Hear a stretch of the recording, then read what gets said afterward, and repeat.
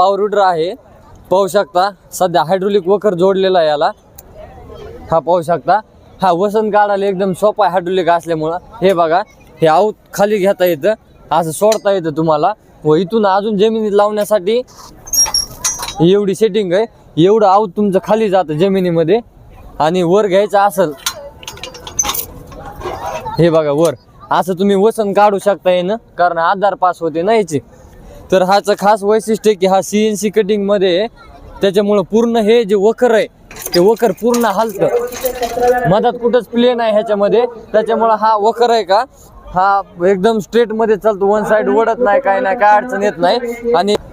आणि हा जो पॉवर विडर आहे हा 3 रोटरमध्ये येतो. बॅक रोटरमध्ये 2 रोटर येतात, एक भुगा करण्यासाठी आणि एक माती लावण्यासाठी.